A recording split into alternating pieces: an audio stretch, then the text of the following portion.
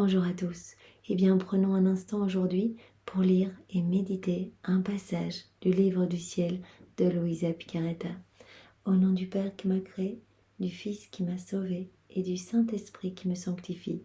Amen. Jésus, comme tous les jours, je me plonge en toi, dans ta divine volonté. Je m'unis à toi, je m'identifie à toi, je me consume en toi, je fonds ma volonté dans la tienne et je te supplie, Jésus, de venir faire ta demeure dans mon cœur.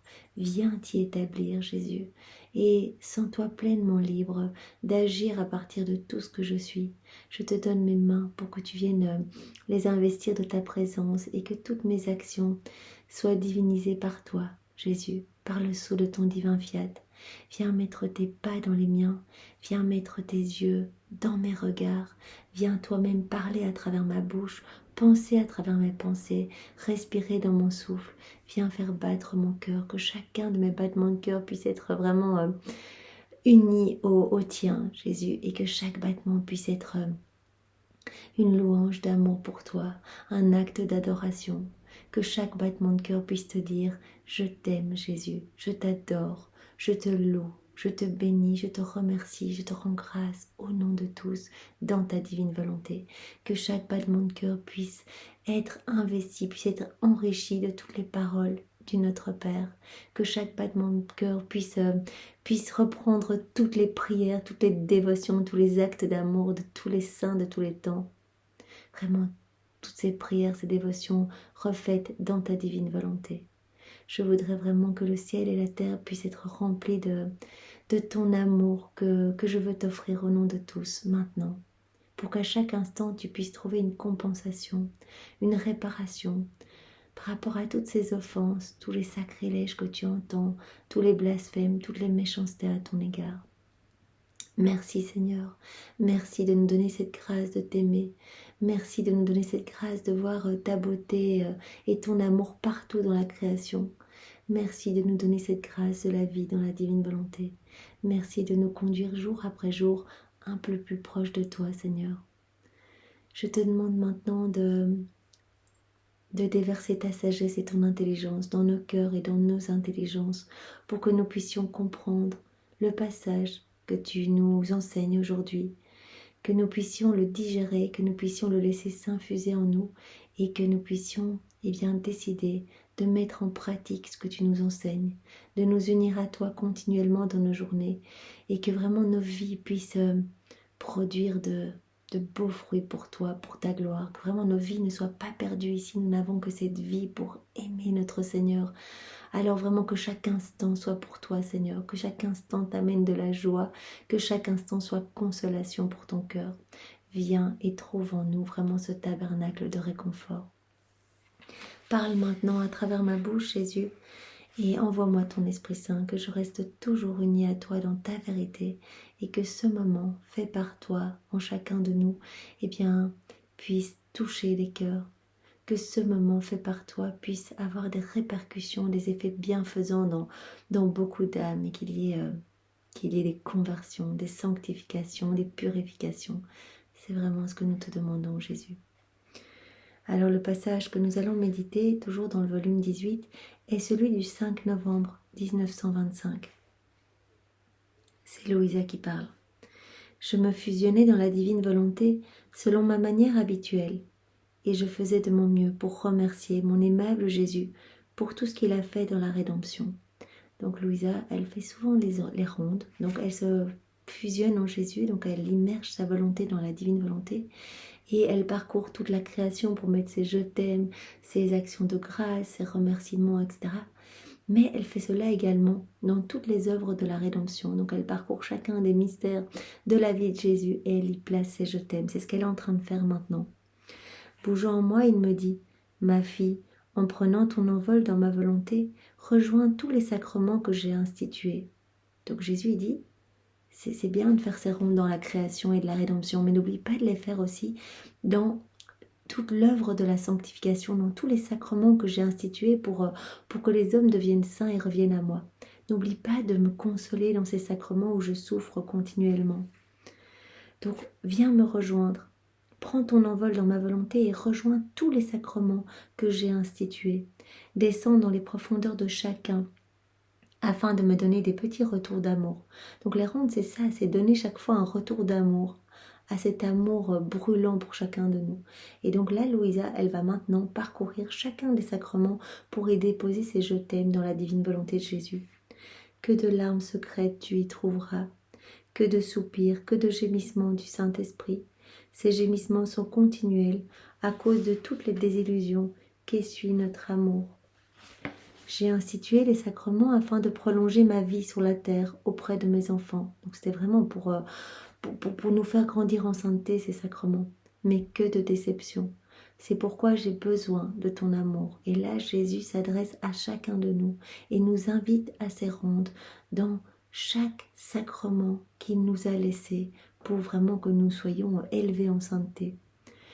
Il est peut-être petit, ton amour, notre amour qu'on va laisser, nos petits je t'aime qu'on va laisser dans sa divine volonté. Il est peut-être petit, mais ma volonté le rendra grand. Si on laisse nos petits je t'aime à nous, il sera tout petit. Mais si on donne nos je t'aime dans la divine volonté, nos je t'aime sont unis au je t'aime de Jésus et directement cela amène la gloire et la plus parfaite et l'amour le plus parfait au pied du trône. Mon amour ne tolère pas qu'une personne qui vit dans ma volonté ne soit pas associée à mes souffrances et ne me donne pas des petits retours d'amour pour tout ce que j'ai réalisé et souffert. Jésus dit qu'il continue à souffrir, qu'il y a ces gémissements dans chaque sacrement qu'il a institué, gémissements du Saint-Esprit, gémissements du Père, gémissements de lui-même. Et donc il dit, si une âme se plonge dans ma divine volonté, je l'appelle à venir me consoler. Quand un nouveau-né se fait baptiser, je pleure, parce que alors que je retrouve mon enfant, que je rétablis son innocence, que je lui restitue tous ses droits sur la création, que je lui souris avec amour, que je mets l'ennemi en fuite en lui enlevant tous ses droits sur cet enfant, que je le confie aux anges, et que tout le ciel fait la fête en son honneur, mon sourire se change rapidement en peine et la fête en deuil, sachant que cet enfant deviendra un ennemi, un nouvel Adam, et peut-être une âme perdue.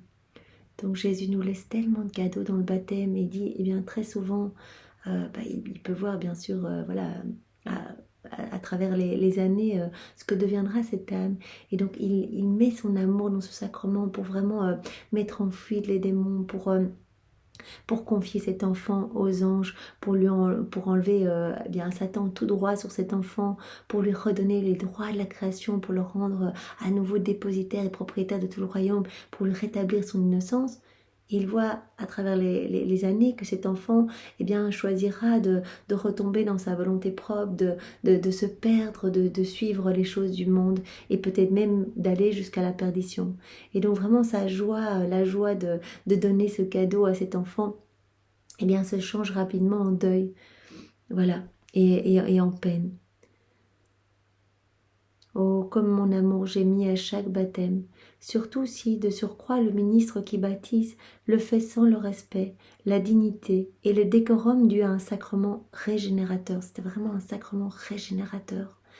Et Jésus dit que voilà, sa peine est doublée en voyant que souvent des âmes consacrées, les prêtres, le font vraiment comme ça, sans l'attention et vraiment comme Jésus dit, sans le respect, la dignité due à un tel sacrement tellement important, ce sacrement régénérateur. Combien de fois le prêtre est plus attentif à des bagatelles qu'à l'administration à proprement parler du sacrement. Ainsi mon amour se sent trahi, non seulement par l'enfant, celui qui est baptisé, mais aussi par celui qui baptise. Donc Jésus reçoit vraiment des peines de partout en fait. Et il nous appelle à réparer pour chaque prêtre qui donne ce sacrement et pour chaque enfant, pour le maintenir vraiment dans son innocence, ou chaque personne qui reçoit le baptême, vraiment que ce sacrement puisse être protégé dans son âme, vraiment qu'il puisse garder ses droits sur toute la création et qu'il ne se perde pas dans les choses du monde et dans sa volonté propre. Ne veux-tu donc pas à chaque baptême me donner un retour d'amour, un gémissement d'amour? Bien oui, Jésus, nous voulons te rejoindre dans ce sacrement du baptême, pour chaque baptême qui a été administré, qui l'est et qui le sera, eh bien nous voulons te redonner ta correspondance d'amour. Nous voulons te recouvrir de ton amour à toi, de tout l'amour que tu as placé dans la création, de tout l'amour que tu as placé dans la rédemption, et dans tout l'amour que tu as placé dans tous ces sacrements, dans la sanctification. Nous voulons te recouvrir de l'amour du Père, de l'amour du Saint-Esprit, de toute l'affection et l'amour de ta maman. Et nous voulons vraiment à tout cet amour y ajouter nos je t'aime pour que tu puisses te sentir aimé dans ce sacrement où tu te sens vraiment humilié, bafoué, mis de côté. Passons maintenant au sacrement de la confirmation. Là aussi, que de soupirs amers. Par la confirmation, j'affermis le courage de la personne qui reçoit le sacrement et lui redonne sa force perdue, afin qu'elle devienne invincible devant ses ennemis et ses passions. Donc pendant le sacrement de la confirmation, eh bien, la personne qui va recevoir ce sacrement va recevoir une force nouvelle, un courage nouveau pour vaincre eh bien, ses mauvaises passions, ses mauvais désirs, ses émotions un peu déréglées, les forces du mal. Donc Jésus va lui donner vraiment sa force à lui. Je l'admets dans la milice du Créateur pour qu'elle puisse conquérir sa patrie céleste. Le Saint-Esprit lui donne son baiser d'amour, la couvre de 1000 caresses et s'offre pour l'accompagner dans les combats. Donc cette personne va recevoir vraiment une effusion de l'Esprit Saint avec ses 7 dons et tous les fruits de l'Esprit. Souvent, hélas, le Saint-Esprit ne reçoit en retour que le baiser du traître, que du mépris pour ses caresses et sa compagnie. Que de soupirs, que de gémissements pour que revienne cette personne, que de paroles murmurées en son cœur, mais en vain. Ne veux-tu donc pas donner au Saint-Esprit un déversement d'amour, un baiser d'amour et lui tenir compagnie? Donc souvent, eh bien, les personnes font leur confirmation, voilà, peut-être à un âge trop jeune et ne réalisent pas l'importance de ce sacrement. Peut-être que les enfants le font pour la fête, pour les cadeaux, ou parce que c'est dans la routine de la préparation, voilà, ils suivent leur groupe, etc. Et donc le Saint-Esprit qui se donne complètement, vraiment c'est cette effusion d'amour qui retombe sur l'enfant, le confirmant, eh bien souvent n'est pas accepté. En tout cas, voilà, il y a cette effusion, il n'y a pas ce retour d'amour. Et donc nous sommes invités à réparer et donner, rendre la compagnie et l'amour que le Saint-Esprit donne au confirmant. Ne t'arrête pas, poursuis ton envol, et tu entendras les gémissements angoissés du Saint-Esprit dans le sacrement de pénitence. Donc Jésus nous parle maintenant de la souffrance qu'il ressent dans le sacrement de réconciliation. Voilà, lorsque nous allons nous confesser, que peut-être nous y allons le cœur mal disposé par routine ou vraiment pour confirmer encore nos péchés. Voilà, on va se confesser en se disant voilà c'est fait, je vais pouvoir recommencer à pécher plus librement. Que d'ingratitude et que de profanation de la part de ceux qui l'administrent et de ceux qui le reçoivent. Donc Jésus parle également des prêtres dans ce sacrement qui l'administrent, mais sans se rendre compte en fait de l'importance de ce sacrement. Et donc Jésus est blessé doublement, donc par celui qui le reçoit et celui qui l'administre. Par lui, mon sang agit sur le pécheur repentant en recouvrant son âme pour la laver, donc par le prêtre. Par ce sacrement, l'âme est lavée, embellie, guérie, fortifiée. Et ce sacrement lui redonne les grâces perdues. Il lui remet les clés du ciel que le péché lui avait ravies et imprime sur son front le baiser pacifiant du pardon. C'est magnifique, en fait, c'est vraiment une douche de lumière, je crois qu'on n'a pas idée. Et on peut y aller, voilà, on peut y aller toutes les semaines, on peut y aller, voilà, quand vraiment notre cœur on ressent le besoin, on peut y aller. C'est incroyable. Après chacune des messes, on peut demander ce pardon, on peut recevoir cette douche de lumière et cette force. Toutes ces grâces perdues nous sont redonnées. Voilà, on nous remet les clés du ciel, que le péché, voilà, que notre volonté propre nous fait perdre. Ça imprime sur notre front le baiser pacifiant du pardon. Cependant, que de gémissements, voyant certaines personnes s'approcher de ce sacrement par routine et sans contrition. Au lieu d'y trouver la vie et les grâces pour leurs âmes, eh bien ces âmes y trouvent la mort et l'encouragement à leur passion. Le sacrement est pour elle une plaisanterie. Mon sang, au lieu d'être un bain pour leur âme, devient un feu qui la rend encore plus flétrie. À chaque confession, mon amour pleure et répète en souriant: ingratitude humaine, comme tu es grande. Partout tu cherches à m'offenser, alors que je t'offre la vie, c'est vers la mort que tu te diriges. Vois donc, ma fille, à quel point nous attendons tes déversements d'amour en ce qui concerne le sacrement de pénitence. Donc n'oublions pas dans nos rondes de non seulement accompagner Jésus et lui rendre une correspondance d'amour dans le sacrement du baptême, dans celui de la confirmation et bien sûr dans le sacrement de pénitence, de réconciliation. Donc vraiment Jésus, nous venons te remercier, nous venons te louer, te bénir et te glorifier pour cet amour sans borne, pour ta miséricorde infinie. Nous le faisons au nom de tous et vraiment nous refaisons toutes les confessions dans ta divine volonté pour qu'elle t'amène, qu'elle t'amène de la joie, Seigneur, et qu'elle soit un hymne d'amour pour toi. Vraiment un sincère repentir et vraiment une transformation pour nos âmes. Que vraiment nous n'obstruons pas toutes ces grâces que tu veux nous donner dans ces sacrements, mais que nous puissions les recevoir aussi. Je nettoie toutes les âmes avec ton sang précieux, Seigneur, pour que vraiment elles puissent, dans chacun de ces sacrements, recevoir ce que tu veux y déposer, Seigneur. Merci, Jésus, avec tes propres remerciements. Ne laisse pas ton amour s'arrêter là.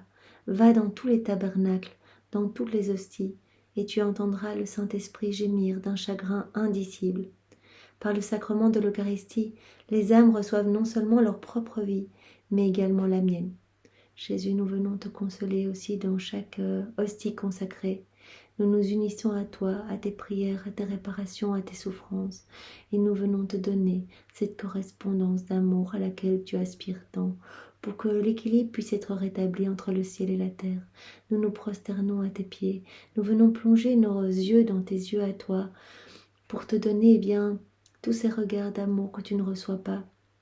Nous voulons que par cette union de nos regards, tu sanctifies nos yeux, vraiment que nos yeux puissent être remplis de ta présence, Seigneur. Je veux réparer pour toutes les prières mal faites. Quand les gens vont te communier, donc avant la communion, après la communion, toutes ces prières mal faites, je veux les refaire dans ta divine volonté. Aussi, j'unis ma bouche et celle de tous les hommes dans ta bouche à toi, pour que nos prières puissent être sanctifiées par tes prières à toi, Seigneur, puissent être unies à tes prières et t'apporter l'amour et la joie. J'unis mon cœur au tien, Jésus, et à travers mon cœur, j'unis le cœur de tous les hommes au tien, pour que vraiment toutes nos âmes puissent t'accueillir, vraiment dans ce sacrement de l'Eucharistie, que tu puisses venir déverser ta vie en nous, et que nous puissions devenir pour toi des humanités de surcroît, Seigneur, que nos âmes puissent devenir pour toi des refuges de consolation et d'amour. Jésus, j'unis mes pieds, les pieds de tous les hommes à tes pieds à toi, pour te faire réparation pour tous nos mauvais pas, pour toutes les fois où nous venons peut-être te communier, mais que voilà, nous venons vers toi, mais nous venons mal préparés. Le cœur, le corps, les mains, l'esprit remplis des choses du monde. Pardonne-nous, Seigneur, pardonne-nous. Et je veux vraiment être près de toi pour essuyer ton visage, puisque tu l'as dit à Louisa dans les 24 heures de la Passion, que toutes les personnes qui venaient te communier, quand elles n'étaient pas préparées à te recevoir, elles venaient te cracher dessus. Je viens au nom de tous essuyer ton visage. Je viens le couvrir des baisers de ta maman. Je viens embrasser tes plaies dans tes mains, dans tes pieds, puisque tu revis ta passion dans ce sacrement, Seigneur. Je veux t'accompagner et te consoler à chaque instant. Je veux placer ton je t'aime dans tous les cœurs. Je veux placer la pureté, la foi, la charité et l'espérance de Marie dans tous les cœurs qui vont te recevoir, qui t'ont reçu ou qui te recevront. Je veux que tu puisses te sentir bien dans les âmes, Seigneur, et que tu puisses trouver de la joie à t'accueillir dans toutes les âmes. Jésus, je veux aussi réparer pour toutes les âmes qui te sont consacrées et qui t'offensent, qui peut-être n'ont plus cette foi inébranlable en ta présence dans le sacrement de l'Eucharistie. je m'unis vraiment à toi pour te consoler. Lorsque tu seras entre ses mains et que tu sentiras cette nausée, vraiment, parce que Jésus le dit dans les 24 heures, il ressent la nausée, quand vraiment ce sont des âmes consacrées qui se sont un peu écartées du chemin. Eh bien Jésus, appelle-moi en ce moment et je te recouvrirai de toute la pureté des anges, de la pureté de ta maman, pour t'apporter soulagement. Jésus, vraiment, nous t'aimons dans ce sacrement et je veux refaire toutes les messes. Je veux refaire toutes les adorations dans ta divine volonté. Je plonge toutes ces messes passées, présentes et futures, toutes ces adorations dans ce grand bain de ton amour, de ta lumière, de ton Esprit Saint, de tes mérites, de ta divinité, de ta volonté, de ton humanité. Et je t'offre tout refait, Seigneur, pour ta gloire et pour ta consolation. Jésus continue. Par le sacrement de l'Eucharistie, les âmes reçoivent non seulement leur propre vie, mais également la mienne. Ce sacrement forme ma vie en elle, et cette vie va en croissant par la répétition des communions. Donc au plus on communie, au plus la vie divine va croître en nous. Et Jésus nous dit que dans la divine volonté, à chaque fois qu'on s'unit à lui, il prononce la parole de la consécration sur notre âme. Et donc la vie divine croît en nous, à chaque fois qu'on s'unit à lui. À chaque fois qu'on fait un acte, c'est une hostie. Comme une hostie dans le ciboire, on fait 10 actes, 10 hosties. Donc cela nous montre l'importance de l'union avec Jésus. Ici, il nous dit qu'il souffre quand il veut s'unir à nos âmes et que nos âmes sont remplies des choses du monde. Parce qu'il veut former sa vie en nous et il veut que sa divine volonté soit opérante et agissante en chacun de ses enfants. Cette vie divine va en croissant par la répétition des communions et nous le savons par la répétition des actes faits en union avec Jésus dans sa divine volonté. Ces âmes peuvent dire « Je suis un autre Christ ». Mais hélas, bien peu profitent de ce sacrement. Dans combien de cœurs où je descends, je décèle des armes pour me blesser et pour que soit répétée ma passion. Et pendant que les espèces sont consommées, loin de me sentir incitée à demeurer dans ces cœurs, je dois partir hâtivement, en pleurant sur le sort de mon sacrement. Donc Jésus dit, voilà, je descends dans les cœurs, mais à la place d'entendre des remerciements, des actions d'amour, une âme qui s'offre à moi, qui se donne à moi, eh bien, voilà, peut-être des personnes pensent à leur repas, ce qu'elles vont manger après, ce qu'elles vont faire après, etc. Et Jésus s'en va en pleurant. Une fois que l'hostie est consommée, eh bien, il quitte cette âme, comme il le dit, hâtivement, donc rapidement, tellement il se sent mal et il se sent pas bien accueilli. Bien Seigneur, nous voulons vraiment compenser pour tous ces manquements d'accueil, pour tous ces manquements d'amour. Et nous voulons te donner tout l'amour qui t'est dû, qui aurait dû t'être donné si toutes les âmes étaient restées fidèlement unies à toi dans ta divine volonté. Donc donne-moi sans cesse des déversements d'amour pour apaiser mes pleurs et amoindrir les gémissements du Saint-Esprit. N'arrête pas, autrement tes déversements d'amour nous manqueraient. Donc c'est vraiment important, pensons à faire cela tous les jours. Si nous allons à la messe tous les jours, eh bien n'y allons pas pour demander des grâces pour nous, mais uniquement pour consoler Jésus dans le sacrement de réconciliation et pour refaire toutes les messes de tous les temps dans sa divine volonté. Descends aussi dans le sacrement de l'ordre, donc pour les âmes consacrées, les prêtres et les religieux. Là tu trouveras nos souffrances les plus cachées, nos larmes les plus amères, nos gémissements les plus profonds. L'ordination élève l'homme à une hauteur suprême et lui confère une mission divine. Le prêtre, en fait, il reçoit par ce sacrement, mais vraiment, voilà, une effusion de l'esprit, il reçoit vraiment une élévation.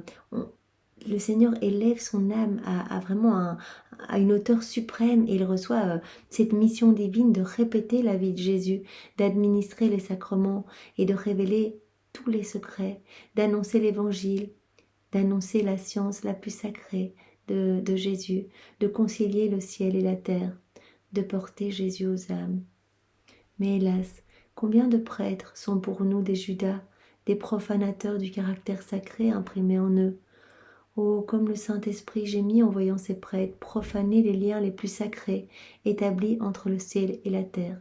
Donc ces âmes consacrées se sont offertes pour consoler Jésus, pour réparer et pour lui ramener des âmes.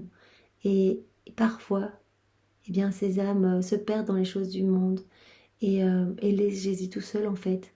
Combien de fois, dans les heures de la Passion, Jésus a réparé pour les âmes qui lui sont consacrées. Il a dit, eh bien, très souvent, ces âmes font semblant qu'elles sont près de moi. Elles font des choses qui ont l'air bonnes, voilà, comme quand Jésus, on l'a rhabillé eh bien, pour sa condamnation. Donc, lorsqu'il a été condamné, on lui avait mis sa petite cape rouge pour le flageller, le couronner d'épines et le tourner en dérision. Et une fois qu'il a été condamné, il est revenu dans le prétoire et on lui a remis ses vêtements. Et Jésus a dit, en fait, extérieurement, cela peut paraître gentil, mais ce sont des actions qui sont vides, en fait, qui sont faites dans un but, soit parfois purement égoïste, mais dans le cas voilà, de cet exemple pendant la Passion de Jésus, c'était vraiment pour le discréditer davantage, en fait. Et donc, il a réparé à ce moment-là pour toutes les œuvres mal faites, en fait. Les œuvres qui, sous des apparences très bonnes, en fait, offensent encore plus le cœur de notre Seigneur. Et il le dit, parfois, les âmes qui me sont consacrées font des choses et vraiment sont adulées par leurs paroissiens. Mais en fait, moi, je suis toujours seule. Elles ne le font pas pour moi, elles le font pour vraiment leur gloriole, pour qu'on les aime un peu plus, pour peut-être être plus appréciés dans la paroisse, etc. Donc Jésus a réparé de nombreuses fois quand il est tombé sur le chemin du calvaire, voilà, sur son chemin de croix. Il est tombé la 3e fois, il n'a pas pu se relever. Et en fait là, il portait toutes les fautes des âmes qui lui sont consacrées et qui s'endorment dans la nuit de l'épreuve, qui l'abandonnent complètement. Il a vraiment, il a cru qu'il allait mourir. Il a reçu cette force vraiment de son Père, de se relever. Vraiment, s'il n'avait pas eu la divine volonté, il en serait mort, tellement il a ressenti de douleur.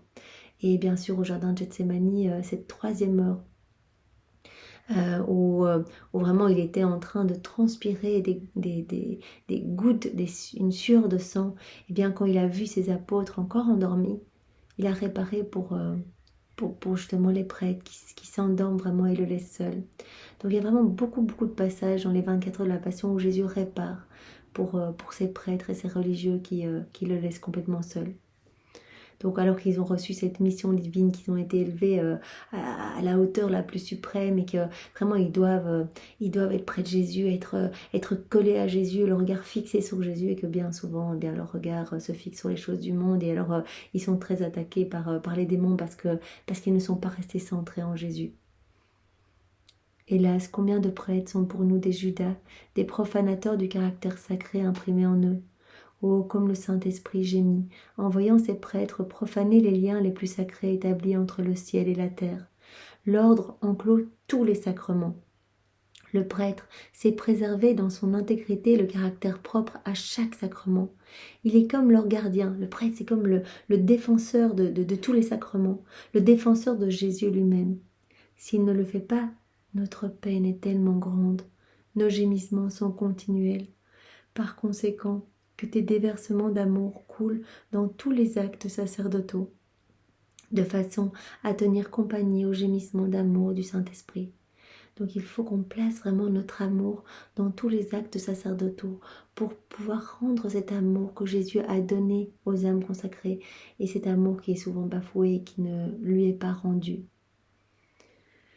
Et puis Seigneur, vraiment nous t'offrons nos sacrifices. Peut-être aujourd'hui vous répondez à l'appel de la Vierge de Medjugorje et vous jeûnez. Eh bien, offrez ce jeûne pour les âmes consacrées. C'est vraiment comme dit Jésus ici, juste un peu plus haut, c'est dans ce sacrement, le sacrement de l'ordre. Donc ce sont ces personnes consacrées qui causent le plus de souffrance à Jésus. Tu trouveras nos souffrances les plus cachées, nos larmes les plus amères. Donc n'hésitons pas vraiment à mettre notre amour partout, dans tous les actes sacerdotaux, et à offrir nos sacrifices voilà, volontaires, si nous nous privons d'un dessert, etc., au nom de ces âmes. Et n'hésitons pas tous les jours, Voilà, si nous allons à la messe, eh bien, au moment de la consécration du vin, voilà, en sang de Jésus, eh bien, n'hésitons pas à recouvrir toutes les fondations de l'Église catholique, toutes les âmes consacrées, avec le sang de Jésus, vraiment pour qu'elles puissent trouver la force de revenir à leur juste place et qu'elles puissent être vraiment de bons pasteurs pour toutes les brebis que nous sommes, qu'elles puissent vraiment ramener tous les enfants dispersés au Seigneur.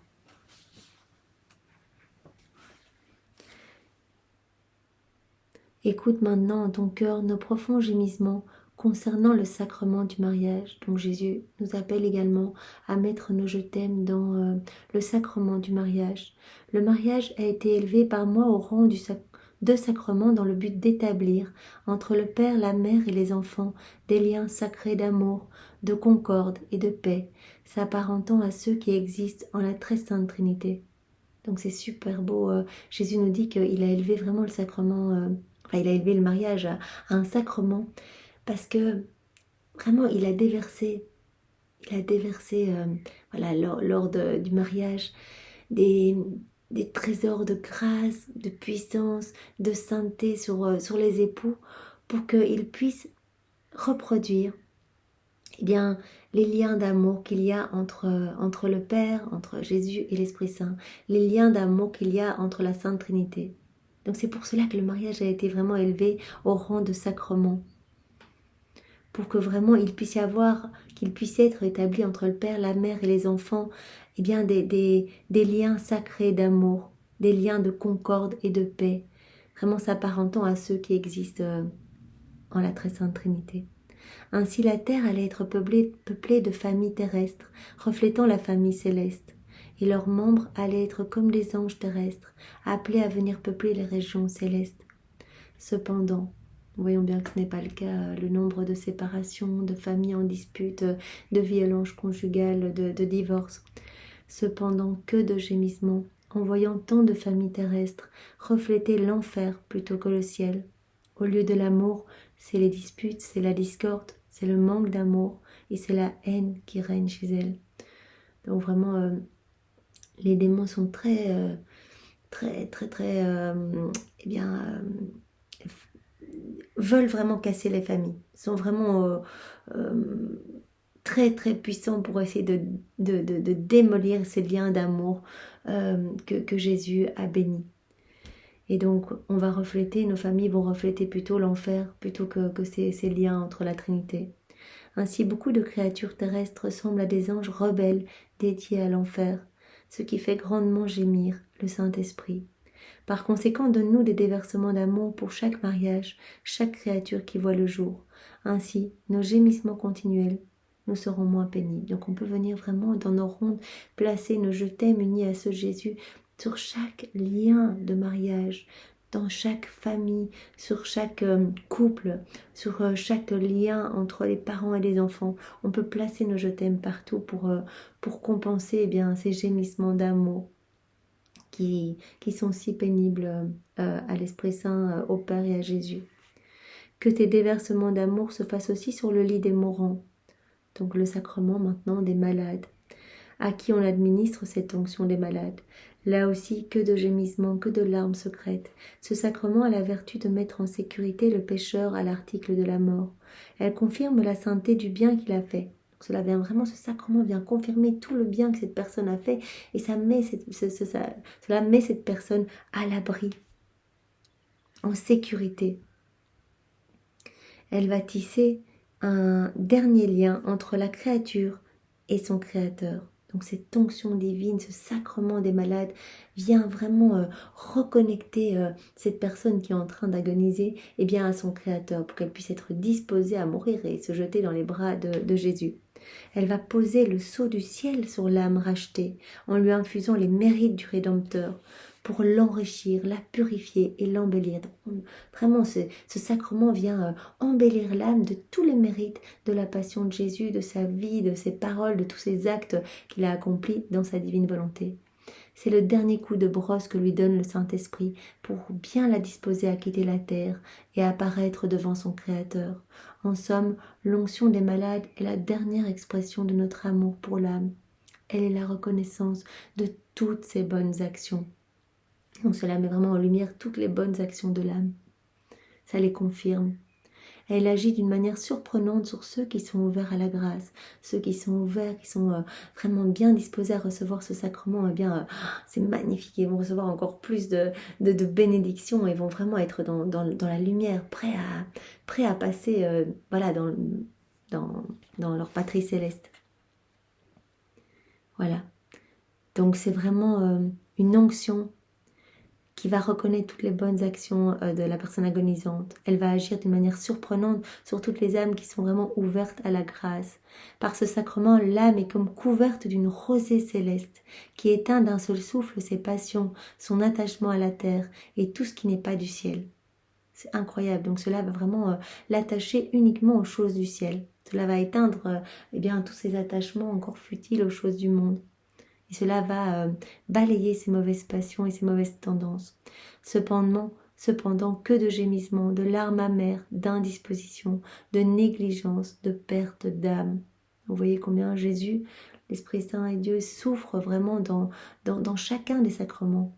Et en particulier donc celui-ci que nous sommes en train de méditer. Combien peu tirent parti du sacrement des malades pour la sanctification de leur âme et la mise en ordre de toutes leurs bonnes actions. Si les gens pouvaient entendre nos gémissements sur les mourants en train de recevoir le sacrement des malades, ils en éprouveraient une grande peine. Ne veux-tu donc pas nous donner un déversement d'amour à chaque fois que ce sacrement est administré? Eh bien oui, Jésus, nous voulons déverser nos je t'aime. Eh bien, à chaque fois que ce sacrement est administré, l'a été ou le sera, nous mettons nos je t'aime pour accompagner ton amour, qu'il ne soit pas bafoué, qu'il puisse être vraiment accueilli et que tu puisses recevoir eh bien, ce reflux à ton amour.